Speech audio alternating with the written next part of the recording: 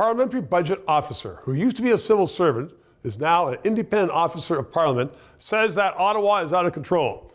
Jay Goldberg is with the Canadian Taxpayers Federation, joins me right now because let's just talk about the bonuses. He put out a report saying virtually everybody got a bonus last year because, quote, times were tough. I mean, these are people with big pensions.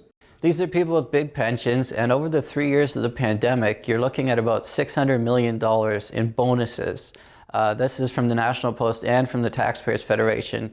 Found out separate information to get that full number. But you're looking at $600 million when people can't afford to put food in their fridge, they can't afford to go to the gas pump, and this is what all of these federal executives are getting. On average, about $18,000 a person per year in bonuses.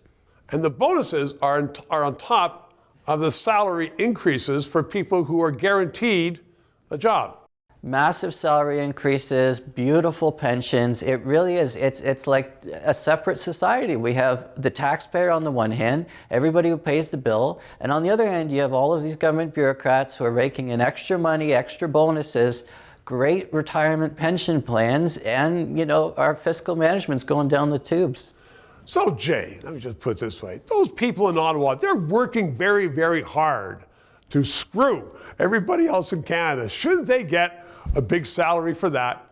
They should not get a big salary for that, and MPs are giving themselves a salary raise April the 1st, extra $5,000 for MPs, and extra $10,000 for Prime Minister Trudeau, really sharing in the tough times that people are feeling with high costs of living.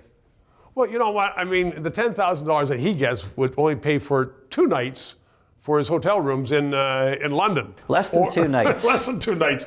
I mean, really, it just seems that we have almost an imperial, I know you're political as well, so to my mind, it's almost like we have an imperial prime ministership. He has planes as beck and call. You know, he wants to go just even 50 miles. Put that plane up in the air, let's go with it. I mean, it just seems, I saw a picture of him the other day coming in Toronto, and he had 7 or 8 cars.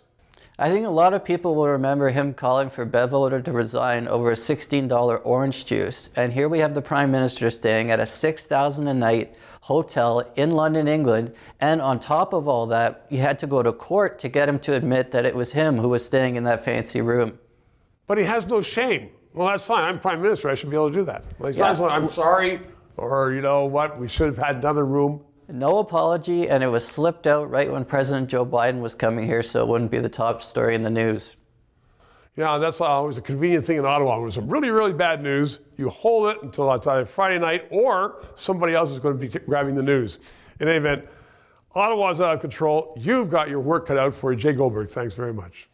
3 minutes. A member of Parliament by the name of Trudeau forced a Conservative minister to resign because she paid $16 for orange juice in London. That's what it cost. That same Prime Minister now spent $6,000 of your money for every night he was in London recently.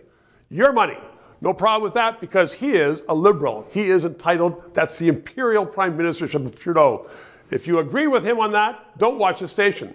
But if you think it's terrible and it's outrageous, please watch. Please donate if you can. Subscribe, PayPal, or send a check.